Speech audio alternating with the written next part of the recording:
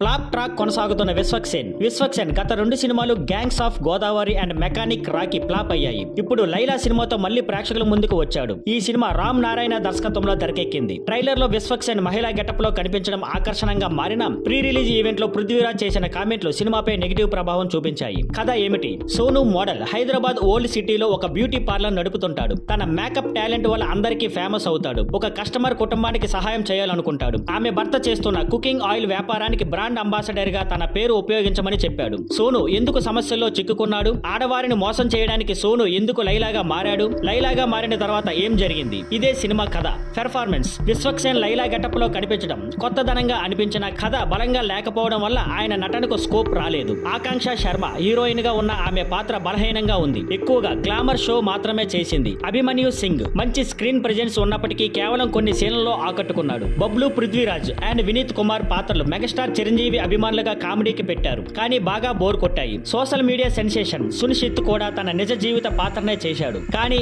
Comedy అస్సలు పనిచేయలేదు. 30 years industry Prithvi comedy timing తో ఫేమస్ అయిన ఈ సినిమాలో ఆయన సీన్లు పూర్తిగా ఫ్లాట్ అయ్యాయి. టెక్నికల్ పార్ట్: సంగీతం. విశ్వక్సేన్ సినిమాల్లో మంచి పాటలు ఉంటాయి, కానీ ఈ సినిమాలో పాటలు ఆకట్టుకోలేదు. ఇచ్చుకుందాం బేబీ పాట కొంత బాగుంది. కెమెరా వర్క్ అండ్ ఎడిటింగ్ సగటు స్థాయిలో ఉన్నాయి. రచయిత వాసుదేవ మూర్తి అండ్ దర్శకుడు రామ్ నారాయణ. కథ, స్క్రీన్ ప్లే, దర్శకత్వం చాలా క్లూలెస్ గా ఉంది. షైన్ స్క్రీన్ నిర్మాణ విలువలు బాగున్నాయి. ప్లస్ పాయింట్స్: కొన్ని కామెడీ సీన్లు, బడ్జెట్ అండ్ ప్రొడక్షన్ విలువలు. మైనస్ పాయింట్స్: బోరింగ్ కథ అండ్ డ్రాగ్ చేసిన కథనం, డబుల్ మీనింగ్ డైలాగ్స్ అండ్ నాసికరమైన కామెడీ. పాటలు ఆకట్టుకోలేదు. హీరోయిన్ పాత్ర వృధా. First half and second half రెండు బాగోలేకపోయాయి. ఫైనల్ గా వస్తే విశ్వక్సేన్ మాస్ హీరోగా ట్రై చేస్తూ పెద్దగా పరాజయాలను ఎదుర్కొంటున్నాడు. లైలా కూడా అంతే దారుణంగా ఉన్న సినిమా. కథ, కథనం, పాటలు, కామెడీ ఏది బాగా వర్క్ అవుట్ కాలేదు. సినిమా తప్పకుండా మిస్ చేసుకోవచ్చు. ఓటీటీలో వచ్చిన తర్వాత టైం ఉంటే చూడొచ్చు. Bottom line: Laila టెరుబల్.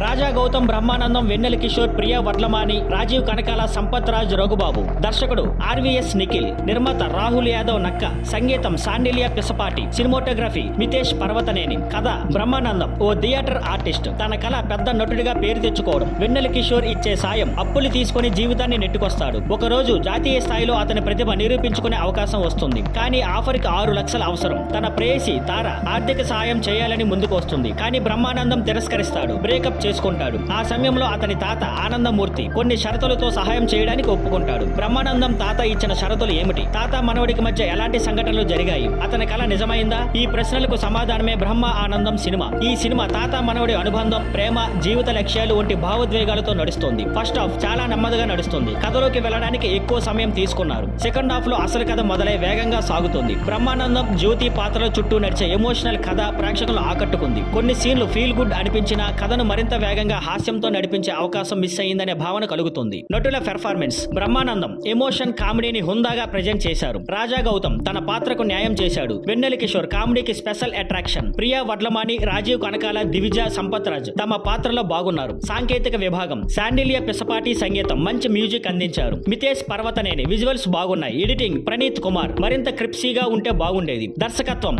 RVS Nikhil. కథను మరింత పకడ్బందీగా చెప్పాల్సిన అవసరం ఉంది. Plus points: Brahmanandam and Raja Gautam performance. Feel good emotions. బలమైన concept. Minus points: first half చాలా నెమ్మదిగా సాగుతుంది. మరింత హాస్యం, ఎనర్జీ పెంచాల్సిన అవసరం ఉంది. కథను మరింత బలంగా చెప్పాల్సిన అవసరం ఉంది. ఫైనల్ గా బ్రహ్మ ఆనందం ఓ feel good emotional movie. Regular ప్రేమ కథ కాదు. తాత మనవడి బంధం, ప్రేమ, జీవిత గమ్యం లాంటి విషయాలను హృదయాన్ని హత్తుకునేలా చూపించింది. కొంత నెమ్మదిగా సాగిన ఓ స్వచ్ఛమైన క్లీన్ ఎంటర్టైనర్. అంచనాలు లేకుండా చూస్తే బాగుంటుంది.